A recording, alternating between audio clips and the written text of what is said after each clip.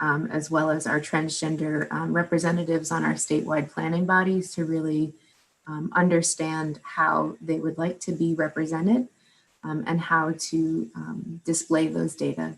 IDU stands for injection drug use. MMSC and IDU is male-to-male sexual contact and injection drug use. We also have transgender sexual contact, transgender men or women whose mode of exposure was sexual contact, and last but not least, heterosexual and other risk categories.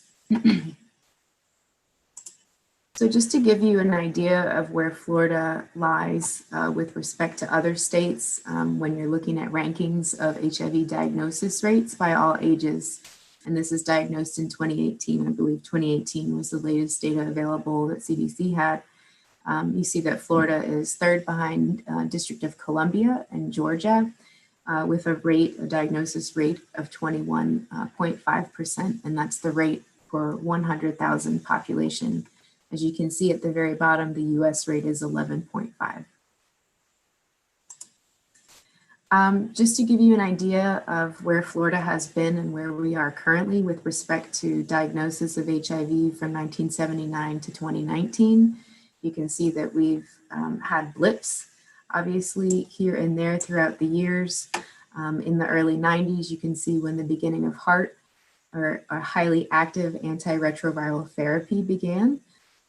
We had some spikes in 97, 98. That was when the implementation of HIV reporting occurred. And then as we moved to 2006, 2007, that's when we had an expansion of HIV reporting laws, which included electronic lab reporting. In 2012, nationally, the approval of PrEP, or pre-exposure prophylaxis. And in 2016 is when our Department of Health rolled out our 4 key component plan to reduce new HIV transmissions and address persons with HIV-related, and reduce HIV-related deaths. And then as we move all the way farther to the right, we know that in 2019, HHS released the US plan to end the HIV epidemic. So that's just a brief snapshot of where we've been and where we're going. As I mentioned, in 2016, our department rolled out our 4 key component plan to eliminate HIV transmission and reduce HIV-related deaths. This 4 key plan actually aligns nicely with the 4 pillars of the Ending the HIV Epidemic initiative. First and foremost, we want to implement and have been expanding routine HIV and sexually transmitted infection screening in healthcare settings and priority testing in non-healthcare settings. The second key component is to provide rapid access to treatment and ensure retention and care. And we do that through our test and treat programs, which we have expanded also over the past 3 to 4 years. I want to say that we first started our test and treat programs in late 2016. The third component includes improving and promoting access to antiretroviral pre-exposure prophylaxis, otherwise known as PrEP, as well as non-occupational post-exposure prophylaxis, which is NPEP. Last but not least, and we feel this is one of the most important components to the plan, and really falls across all 3 components, is to increase HIV awareness and community response through outreach, engagement, and messaging. And as I mentioned before, the slide is a little bit packed, but I was just trying to give you an overview of the current types of programming that we currently have going on, that we have really rolled out and then steadily increased as a result of our 4 key component plan that we released in 2016. And so just starting off with the fact that we have a pretty large publicly funded HIV testing network. At present, we have over 1,400 registered HIV test sites. And when I say publicly funded, I mean that they are supported with our CDC HIV Prevention and Surveillance Grant, or also known as PS 18-1802.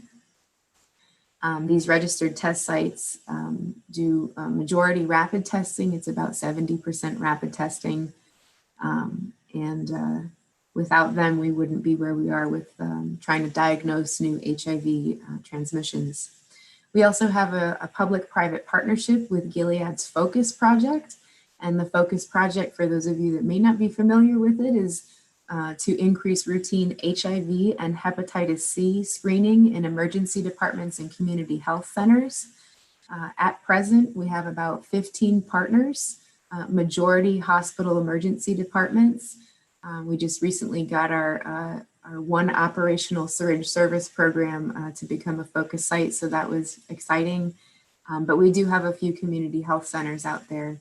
So we've got 15 partners, and of those 15 partners, I would say there's about 30 locations. Some of these partners have multiple sites that they operate at. Last year, we did a soft launch of our in-home HIV test kit program. It was a very meager rollout, but I don't know if any of you have experienced this. We saw a huge uptake and increase in the demand for and the requests for in-home rapid HIV test kits, particularly when we were experiencing the incredibly high numbers of COVID cases and we had executive orders to be shut down. We also have our test and rapid access to treatment programs. These are our test and treat programs where the goal is to, as soon after diagnosis as possible, engage that individual in care and get them on medication. The goal is within 24 to 48 hours. And I would say we have about 46 of these sites around the state. Majority of these sites are our county health departments, but we have some other private providers there also engaged in our test and treat program. And it's essentially a red carpet program for anyone who is either newly diagnosed or re-engaging into care to get them on medication either same day or next day. I put telehealth next to this bullet because we have, I think since the end of last year, been expanding telehealth. And again, with the impacts of COVID, our telehealth options have increased considerably. Our statewide HIV/AIDS section medical director, Dr. Jeffrey Beal, has largely headed up this initiative, and he has several APRNs or advanced practice registered nurses who are part of that program, and any one of our county health departments across the state can call them at any time and they can engage with a client via FaceTime or another virtual platform. We also have a PrEP drug assistance program through our Department of Health, and it is available in all 67 of our county health departments. There are also telehealth options available for PrEP initiation. Our PrEP drug assistance program rolled out completely by the end of December of 2018. Our state surgeon general at the time set a goal for us as a department to make PrEP available in all 67 of our county health departments and make those drugs available at no cost to clients. And they can return as many times as they would like to get a refill. Now we know we have other options. We also have the HHS Ready Set PrEP program available to us that we can direct clients to. And in some cases, clients may start with our health department and receive those medications, and then they may choose to go to another provider of their choice, whether that be their primary care or a community health center. We also have a large funded high impact prevention provider network. Again, this is supported with our CDC HIV prevention dollars, and we fund about 44 community-based organizations, substance use treatment facilities, hospitals, universities, and other nonprofit organizations to deliver high impact HIV prevention services all around the state. Obviously, we have funded additional agencies in our counties experiencing higher numbers of HIV cases. And when I get to the map and I show you our geography, those counties with higher incidence and prevalence align obviously with our EHE phase 1 jurisdiction counties. We also have a statewide minority media campaign. It's written into our Florida statute, and we competitively procured a contract with a media vendor back in 2017. And the website is knowyourhivstatus.com. This is also where we have our access to our in-home HIV test kit program, where any website visitor can go to request a free in-home HIV test kit. They just have to enter in some information so we can ship them the kit. I know I'm the prevention manager, but I can't not talk about our patient care programs. They're a very large part of what we do here in Florida. We have 6 Part A jurisdictions under Ryan White, and they also align with our Phase 1 ending the HIV epidemic jurisdictions. We have a very large and mature AIDS drug assistance program, otherwise known as ADAP. We also have our Housing Opportunities for Persons with AIDS, or HOPWA program, and our state has a large Ryan White Part A, Part B, and Part C partners. I want to say we have a couple Part D recipients in our state as well. Over time, I would say since 2016 and 2017, we have been trying to increase our state's infrastructure to perform linkage to care and data to care.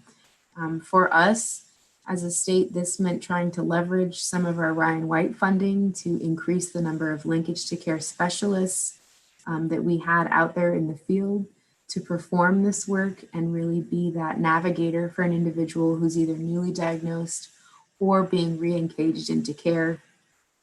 Data to care we have been doing since 2016, 2015, 2016, and that program has seen large increases just in the numbers of persons who we have in our state that are showing as out of care. We have to prioritize. There's just not enough sheer manpower to address the entire out of care population. So we continue to improve our data to care system and look for ways to increase staffing and resources.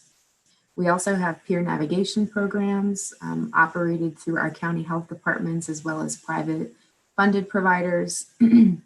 We have a statewide stigma work group, and it's in partnership with one of our state universities, the University of Florida, to try and address stigma, develop some measures for stigma, and really ask persons in our state who are living with HIV what stigma means to them and how it has affected them over time. Last but not least, outbreak detection and cluster response is now, as many of you know, a requirement under our HIV prevention funding through CDC. We have developed a draft cluster response plan, but again, with the number of cases we have in our state, we're having to prioritize, and I think we're going to lean heavily on community level response and partnering with our large networks of nonprofit agencies and other private providers around the state that can help us. Part of this is actually, we have a partnership with Georgetown University to develop some more robust data sharing agreements and data use agreements to be able to share data with others, not just within the department, but also outside of the department, and our Ryan White Part A partners around the state, of which we have 6. So most of you are very much aware with the 4 pillars of ending the HIV epidemic. I'm not going to go through this too much, but obviously we have the diagnose pillar, the treat pillar, protect, and then respond. Again, I think those align nicely with our 4 key components that we have in the state. I would like to very briefly talk to you about, just give you a little bit of a background on the makeup of the state of Florida. So obviously we're a southern state. We span a geographic region of about 53,600 square miles, and it's comprised of 67 different counties, 283 cities, and we have a pretty good mix of urban, suburban, and rural areas. Our population estimate is just over 21 million residents, with over 350 residents per square mile. Approximately 20% of the population is under the age of 18, and 20% is over the age of 65. And according to the US Census Bureau, in 2018, just over 13% of Floridians were living in poverty, and 16% under the age of 65 were without health insurance. So a good sized portion of persons either uninsured or underinsured.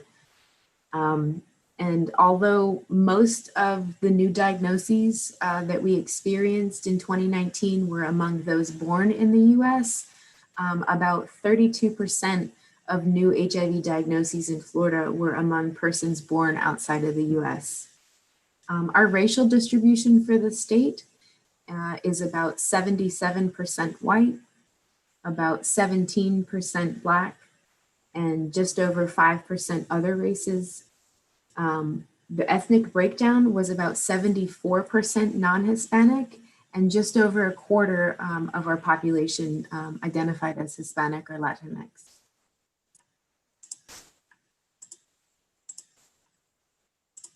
Okay, just to give you a visual of our state and looking at persons who are living with HIV in Florida by county of residence, and this is year-end data as of 2019. You can see our persons with HIV rate per 100,000 population and our 7 EHE counties. So I don't know if you can see my mouse, but if you can, I'll start down here in South Florida in Miami-Dade County. And they had a persons with HIV rate of 965.2. Miami-Dade County is right here. Immediately bordering Miami-Dade County, we have Broward County, which includes Fort Lauderdale. And Fort Lauderdale had a persons with HIV rate just over 1,000. Just bordering Broward County, we have Palm Beach County over here. Palm Beach County had a PWH rate of 566.2. Going from Palm Beach County, I'll take you over here to the West Coast. And you'll see this is Hillsborough County, and immediately bordering Hillsborough County is Pinellas County. Hillsborough County had a PWH rate of about 512, Pinellas County 495. Moving to my northwest, right here is Orlando, or Orange County, home to Mickey and Minnie and all sorts of other attractions. Orange County experienced a rate of 667.5. And last but not least, up here in Northeast Florida is Duval County, where Jacksonville is. And Duval County had a rate of about 667. Our state rate is at 548. So you can see that our 7 EHE counties are either at just below or over our state rate. Just some data trends for us as a state. So in 2019, again, just over 21 million residents, and our total population living in Florida with HIV is just over 116,000. Some of our strategic long-term goals that also align with some of our ending the HIV epidemic indicators, to reduce the annual HIV diagnosis rate per 100,000 population. We actually saw a decrease from 2018 to 2019. So at 2019, we're at 22.7. We want to increase the number of, the percent of persons diagnosed with HIV who are linked to care in 30 days. We've seen steady but modest increases each year. So again, from 2018 to 2019, we experienced a 1.2% improvement. And we're currently at about 82% of persons with new diagnoses linked to care in 30 days. We also want to increase the percent of persons with HIV who are retained in care. We experienced a slight increase, and we're at about 72% currently. We also want to increase the percent of persons with HIV with a suppressed viral load. We did experience an improvement in this indicator as well, currently at about 67.9%. We also want to reduce the annual number of babies born in Florida with perinatally acquired HIV to fewer than 5. In 2018, we experienced 9 cases of perinatal HIV transmission, and I'm really happy to report it's the first time that it's happened for us as a state, but in 2019, we had 0 reported HIV transmission cases for perinatal. So hopefully we are on the right track and we're doing something right. Additional indicators include to reduce annual AIDS diagnosis rates per 100,000. We did see a decrease in that as well, currently at 8.8%. And lastly, to reduce the annual number of HIV-related deaths, we also saw a decrease in that and currently at 644. So just to go through a few more trends and data for you, so you have a more complete picture of where we are. So this slide represents diagnoses of HIV from 2010 to 2019. From 2018 to 2019, we experienced a 4% decrease. So in 2018, we had just over 4,700 new HIV diagnoses. In 2019, our year-end data showed just over 4,500 new diagnoses of HIV. Just showing you some of the adult HIV diagnoses by sex at birth, again from 2010 to 2019. Obviously, we have more cases, more diagnoses among males than females. And our male to female ratio in 2010, it was about 2.9 to 1, and in 2019, about 3.7 to 1. We also have adult HIV diagnoses among transgender people, 2010 to 2019. Transgender women and transgender men, we have more transmissions occurring and diagnoses among transgender women than we do transgender men. And we have seen some blips. These numbers are much smaller and is represented here. We're just about 15 diagnoses in 2019. Adult male HIV diagnoses by race and ethnicity, again from 2010 to 2019. We have experienced some decreases followed by mild increases and then decreases among our Black or African American population. But what is concerning to us are the increases among Hispanic and Latinx males. We have seen increases over time, and this is primarily among gay, bisexual, and other men who have sex with men who identify as Hispanic Latinx. And I'll go into a little bit more detail in just a minute. Our adult female HIV diagnoses by race and ethnicity, 2010 to 2019, we have experienced considerable decreases among Black or African American females. Among our Hispanic and Latinx females, we've seen some moderate increases, but nothing compared to Hispanic and Latinx males. So just another brief overview of some demographics of people diagnosed with HIV in Florida. So this slide is showing the percentage of adult HIV and AIDS diagnoses and population by race and ethnicity for 2019. So the blue or the teal bar represents Florida's population in general. Again, our population estimate for adults is around 18.2 million. And you can see the racial ethnic breakdown of our population, where whites are represented about 55% of the population, but about 24% of the HIV diagnoses. And then the next two bars show you the deep disparities that still exist among our Black and Hispanic Latinx populations, with Blacks representing about 15% of Florida's population. However, they represent about 38% of HIV and AIDS diagnoses. And then our Hispanic Latinx population making up about a quarter of Florida's population, but representing about 36% of the HIV diagnoses. Next, I wanted to show adult male HIV diagnoses by race, ethnicity, and mode of exposure.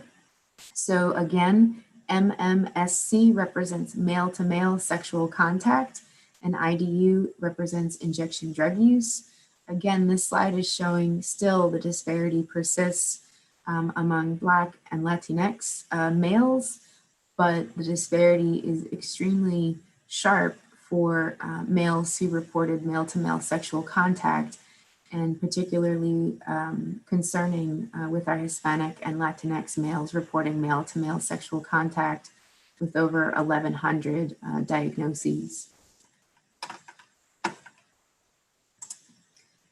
This is a similar slide, but showing you adult female HIV diagnoses by race, ethnicity, and mode of exposure in 2019.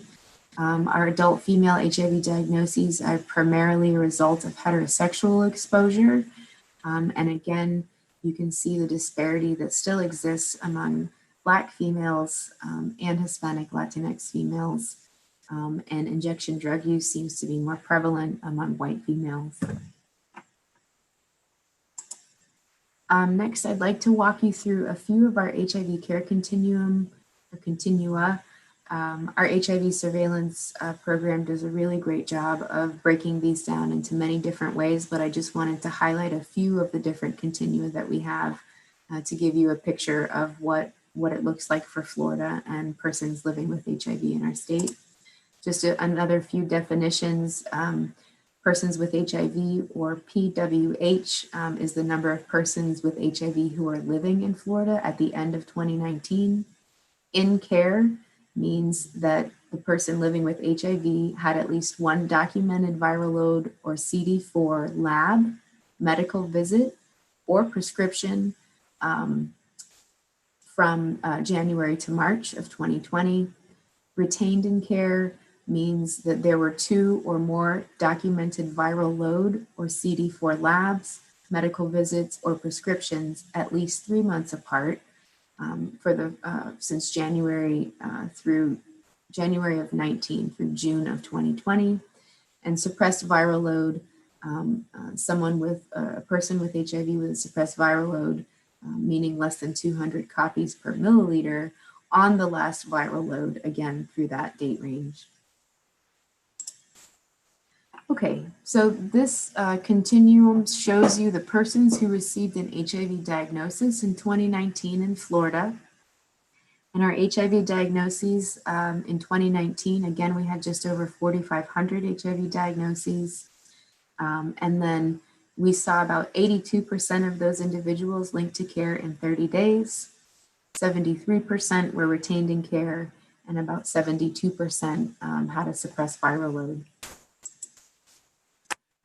Persons with HIV living in Florida along the HIV care continuum, and this is year-end data as of 2019.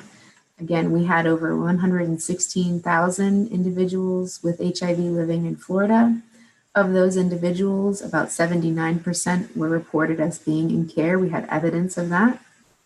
About 72% had evidence that they were retained in care, and about 68% of those individuals had a suppressed viral load. So we definitely have more work to do to get our retained in care and suppressed viral load bars up there. I wanted to also highlight our men who have sex with men, or MSM, with HIV compared to all persons with HIV who are living in Florida along the care continuum. So as you can see, the blue represents all persons with HIV living in Florida and their care continuum data, and the bars in yellow represent MSM who were living with HIV. We do see some better outcomes with these in care, retained in care, and suppressed viral load rates, with 81% of MSM being in care, 74% retained in care, and 72% having evidence of suppressed viral load. I also wanted to highlight our adult transgender women living with HIV compared to all persons with HIV living in Florida along the care continuum in 2019. Again, the blue bar represents the entire population of persons with HIV living in Florida, and the yellow bar represents transgender women living in Florida with HIV.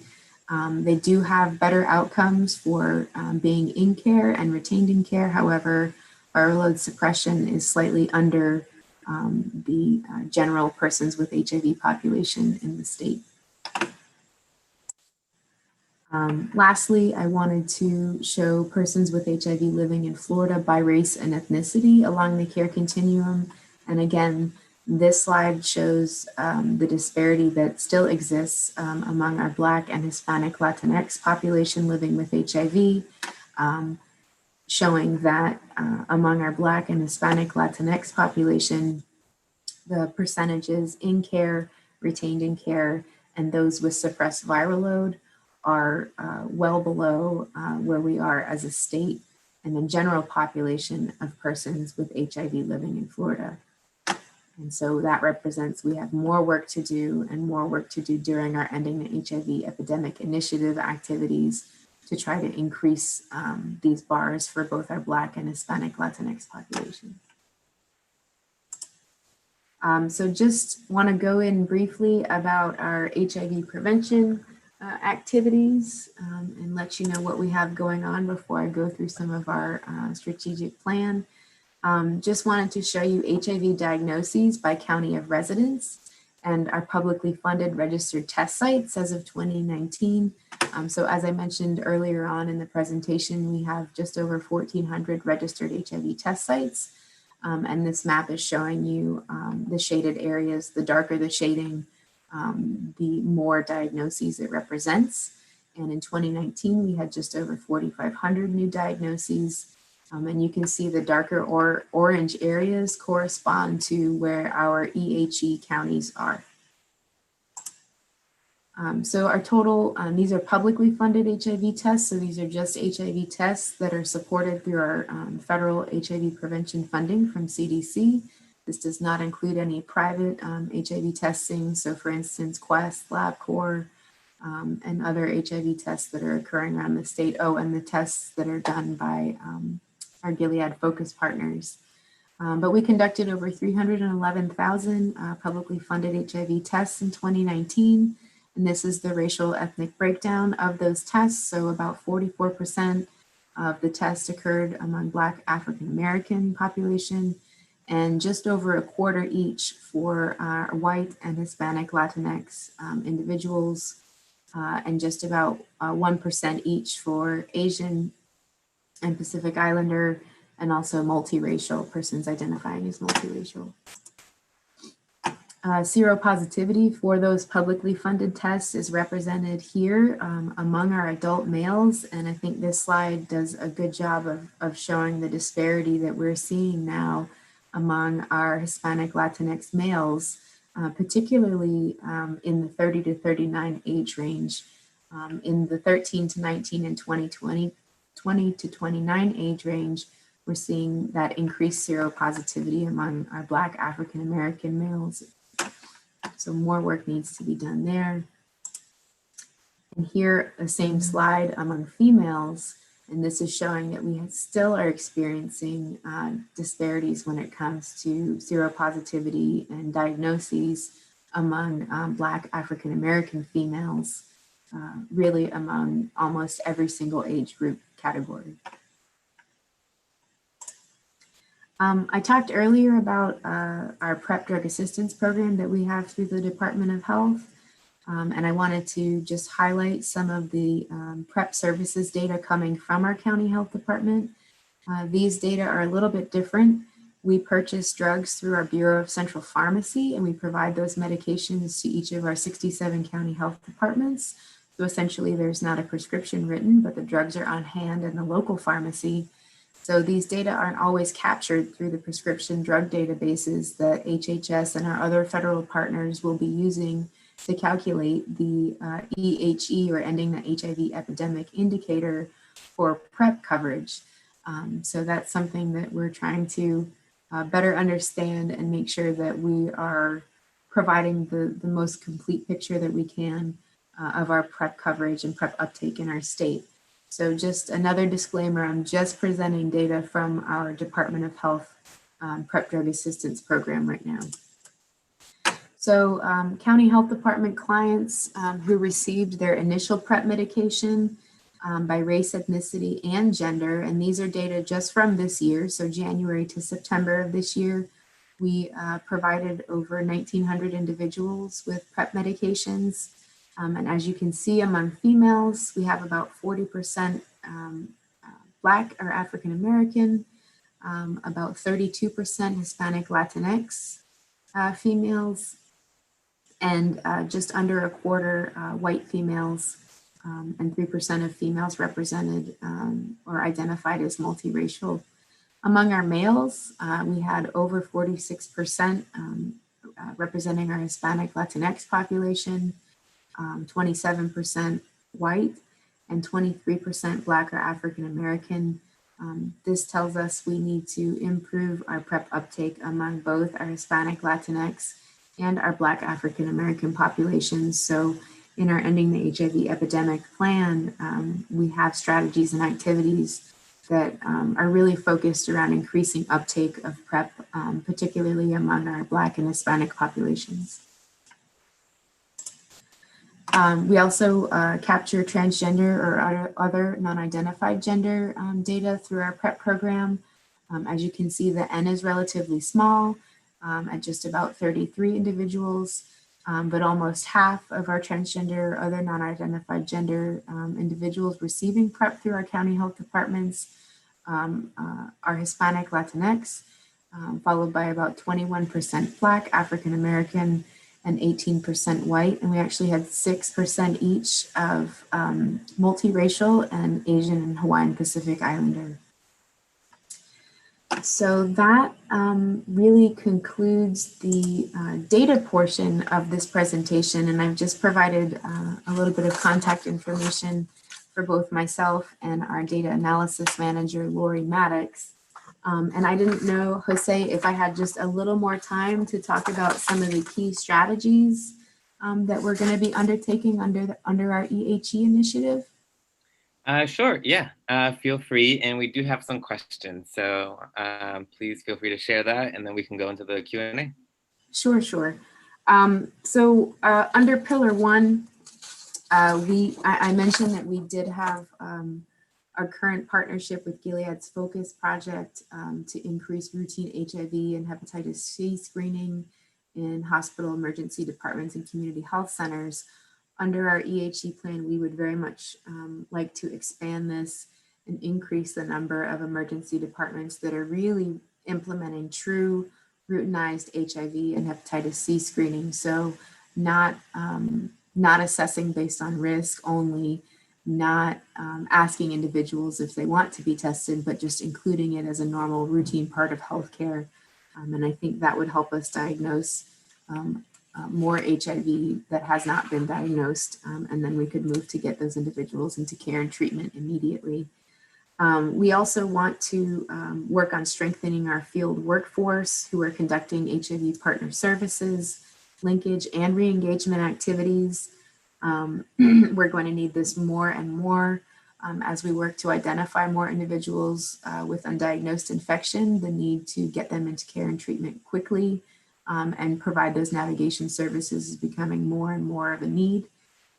We also want to expand the use of peers to offer and or provide in-home HIV test kits within their social networks. So kind of modeling it after social network strategy and trying to get more test kits to those individuals who may need them. Under Pillar 2 for treat, we want to really evaluate the current capacity to address our large out-of-care population. So I didn't mention it before, but we have approximately 30,000 people in our out-of-care population. So trying to address that with the current staff that we have is it's a little bit of a daunting task. Like I said earlier, we really have to prioritize. But if we can increase the infrastructure with respect to staffing and workforce that we have to address our out-of-care population, I think that's something that we want to focus on. We also want to expand our test and treat programs. We do have, I want to say about 47 sites around the state, but really ensuring that that is widespread and in every single county is a key strategy within our draft EHE plan. We also want to expand available housing services throughout the state. So we've heard it many times over that housing is health. And without stable housing, individuals aren't free to focus on their health. And it makes it much more difficult for them to do that. So we want to leverage our HOPWA program, or our Housing Opportunities for Persons with AIDS program, and really help to identify more eligible persons with HIV who are eligible for this program and these services.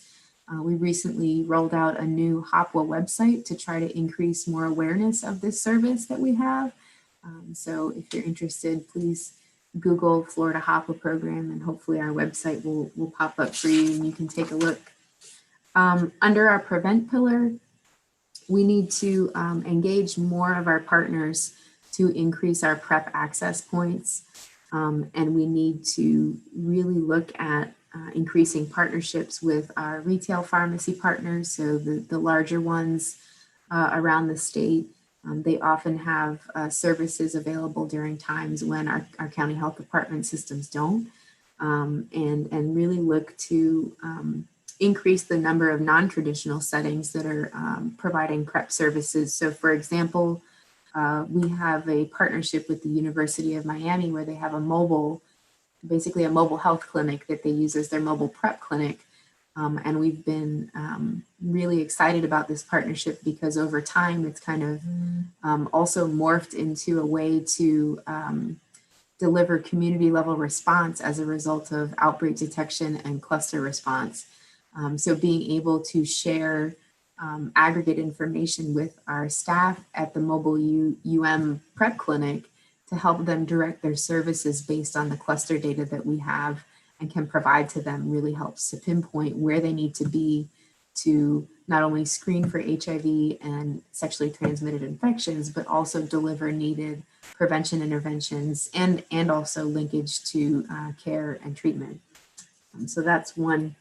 We also are going to implement additional media and social marketing of PrEP to Black and Hispanic MSM, heterosexual women, and transgender individuals. As you saw from some of the data, the disparities still exist with respect to uptake of PrEP. And there are myths and misconceptions about PrEP that we're hoping to get more information out about and dispel. We also want to support implementation of syringe exchange programs in our state. Syringe exchange is relatively new to us. In the last few years, we had a pilot program passed in Florida statute in 2015, and that was the University of Miami IDEA exchange, and IDEA stands for Infectious Disease Elimination Act. Just last year, we had a bill that expanded that Florida statute to allow any county in the state of Florida to approve an ordinance to allow syringe exchange programs to operate in those counties. And I'm happy to report that since that time, we've had 8 counties that have passed syringe exchange program ordinances, and we've been working hand in hand with those county commissions to provide them with advice, consultation, and recommendations about syringe services programs, and particularly the data collection piece that the Department of Health is responsible for through statute. We also need to address our NPEP delivery system and strengthen that through networks with hospital emergency departments, child protective teams, sexual assault centers, youth clinics, and our other nonprofit providers. So ensuring that there is an NPEP network when someone needs it, because our county health departments are operating, between normal business hours, and quite often we have individuals needing NPEP that are coming, after 5 on a Friday, and they need it on the weekend. So we need to ensure that that net exists. Last but not least, under Pillar 4 for Respond, we really are trying to enhance and expand our state's infrastructure to respond to our clusters. We have quite a few HIV clusters identified as active clusters. And so individual level response right now is challenging with staffing capacity and resources out in the field. So we are going to work on strengthening our community level response and increase the engagement that we have with our large network of nonprofit agencies that are providing prevention services, also partnering with our Ryan White Part A partners, since there are leads for all of our care activities in those 6 Part A areas, which are also our 7 EHE counties. And we also want to work with our Part B partners, which are in our other counties that aren't designated Part A areas, but still provide the majority of care services in those regions. We also need to work on getting messaging out to physicians in the state and really improve the rate with which that they are performing genotype testing. This is another benchmark for us that we are finding to be challenging at present. We're finding some physicians don't see the need for the genotype test, but it is crucially important, not only to monitoring drug resistance in our state, but now it's critical to the work that we're doing for outbreak detection and cluster response. So without those genotypes, we're not able to get the most accurate information on the networks, and largely leads to kind of gaps in those networks and not knowing really where that transmission may have occurred. So I will stop there, and I'm sorry I went so long, but I just wanted to touch briefly on our high level strategies for ending the HIV epidemic plan. So I'm gonna end the slideshow here, I suppose. And hopefully my background, I'm gonna stop sharing my screen. Excellent. Thank you. And we're in gallery view now. So, and we really appreciate that comprehensive overview, Mara. And it's great to have that recorded for our membership for review in the future and in Spanish, since one of the things that is particularly exciting for us about these sessions is that these presentations, which are predominantly shared in English, will now have a Spanish language recording. So that's something that we're excited to be able to offer. We do have quite a few questions. And I just wanted to say, when I think of the Florida Department of Health, I do think of an agency that is at the front lines of a lot of this work. You mentioned infrastructure, and the Florida Department of Health employs over 17,000 people, but like, as you said, we need more. You know, the commission has been grateful to work with some of community partners that the Department of Health has worked with, including some folks who are on this line, like Ariana Center, Compass LGBTQ Community Center, Latino Salud, the Orlando United Community Assistance Center, Prevention 305, and Pride Lines, among others. And in 30 minutes, if y'all stay on, we're gonna have a community roundtable where we can continue to engage with some of these questions that Mara raised for us around structure, and also hear from some community members. As we close, though, I wanted to share some questions just for the recording and see if you had any thoughts, Mara. So the questions that we have in the chat are, if you could comment on the relationship between the Department of Health and the Board of Education for Florida, and what kind of possibilities there are around engaging youth in this work. We also have a question around being able to access trainings around PrEP. So if you could just give a reminder where folks can access some of those materials. I know that they can go to the Florida Department of Health website and find some of those things, but if you could give any reminders there. And also we have a question about, a couple more questions about urban and rural areas. What your thoughts might be around those. As work continues to unfold, we know that a lot of it has been focused on the south and the north of the state, and then there's this whole like middle area, right? So thinking about some of those areas as well. And a final question, which is just reflecting on COVID-19, right? And Gotcha. what that has meant. All right. Well, So I will try to. I'm going to try to get through these, and I'm so happy that you mentioned our partners. So if I had more time, we recently pulled together a document for CDC. They wanted an overview of activities that we, the health department, as well as our partners, were undertaking among Hispanic MSM and trans Latinas, and all those agencies that you just mentioned, Compass and Ariana Center and Pride Lines, and the LGBT Center in Orlando, and Latino Salud. They all have amazing programming in Compass for our Hispanic MSM and trans Latina population. And so I don't know if we have time, but I could actually highlight some of those activities because they are doing outstanding work. And they have some excellent community partnerships and relationships and advisory boards and work groups that we oftentimes call on when we need advice and when we need to know what is it that we need to be saying and how should we be showing these data and what other programming are we missing. So thank you for talking about our awesome partners. Okay, so first you talked about Department of Education and Department of Health relationship. We do have a relationship with the Department of Education at the statewide level, the Division of Adolescent Sexual Health. Point person has been working with us for years.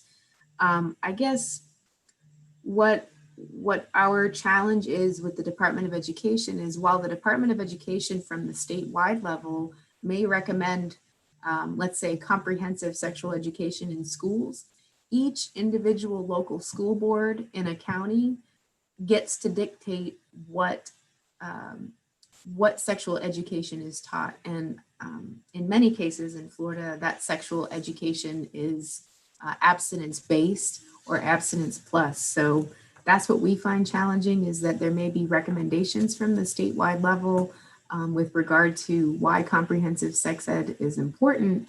But then again, it's up to each individual school board that decides, and in some cases, even the principal of that school that decides what curriculum is taught within that school setting. So that is something that we also need to work on in the coming years and see if there is any headway that we can make with our Department of Education partners. And, Sorry, and don't feel compelled to have to necessarily address them all. Just wanted them on the record. But yeah, if you wanted to address maybe that rural urban question or the COVID-19 question, and then we can close out. Sure. So rural urban, yes. So we in the state, we have really large metropolitan areas. So Miami, Fort Lauderdale come to mind, Tampa, Orlando, and they're sprawling and they're huge. And then we have some very, very rural areas where there is not much. And unfortunately, that means there's not reliable public transportation. So for our clients that are living in rural areas, we're always experiencing challenges for transportation.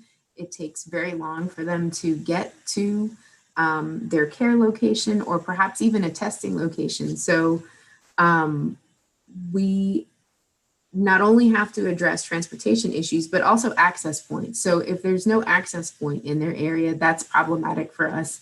And we need to engage with additional providers that are available to provide services in those areas.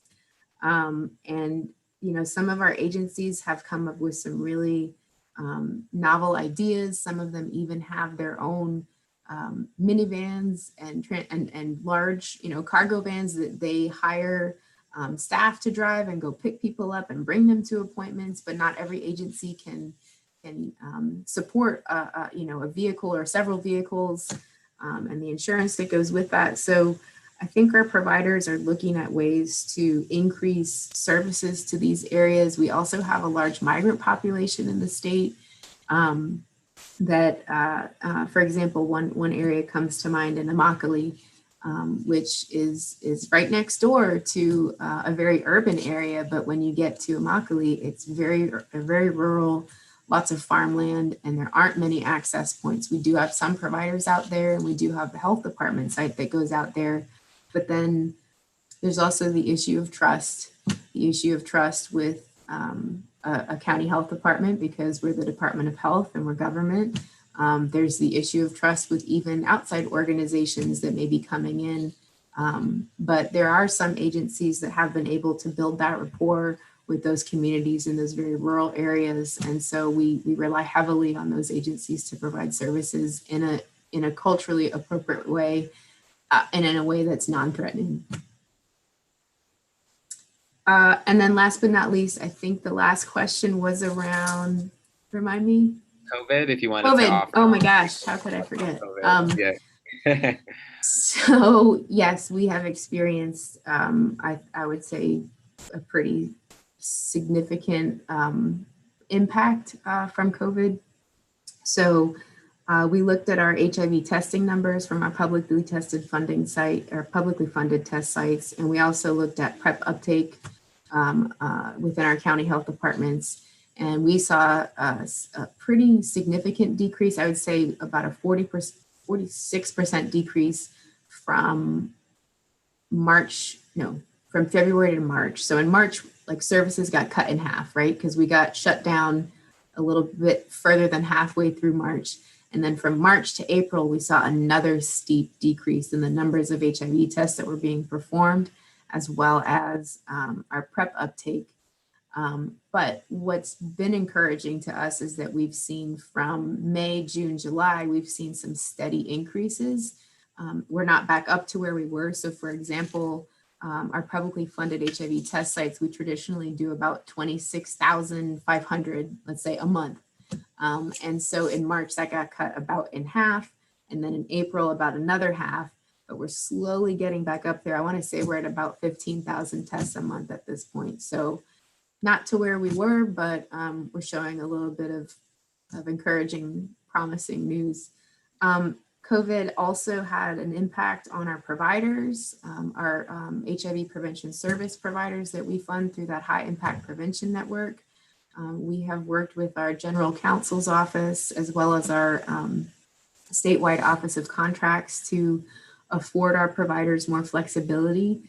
So let's say if they had to do something that was supposed to be done face-to-face only, we've been trying to amend their contracts and write in flexibility so that they can do anything, whether it be face-to-face or you can do it virtually or from this platform or that platform, because it's definitely needed. And I don't know that we know when it might not be needed. So to keep that modification in their service agreements for the next few years, just in case we need to go into another lockdown mode. But other than that, Department of Health staff, obviously, we've all been pulled off to do other things related to COVID. Many of us were deployed to stand up testing or assist with testing at the state-run sites. And lots of our disease intervention specialists have been called on for contact tracing, among many, many others in our local areas. So it's been felt agency-wide. Well, I know that those re-rising numbers of tests are a testament to your workforce and the work that you and the rest of your team and colleagues have been doing across the state to make sure that we can end the HIV epidemic, even amidst this other pandemic, and thinking of these together. So we're grateful for your work and thank you for this overview. We're going to continue to learn from these lessons. And we're going to continue the conversation in about 22 minutes, with some community members telling us about what they're seeing and how they're strategizing in this moment. But for now, we'll end the conversation, but definitely not the work. And thank you so much, Mara, for joining us this morning. We look forward to continuing to staying in touch. Thank you so much for having me, everybody. I really appreciate you giving me the time. I hope you have a great rest of your day. You too. Thank you all. We'll catch you at our community roundtable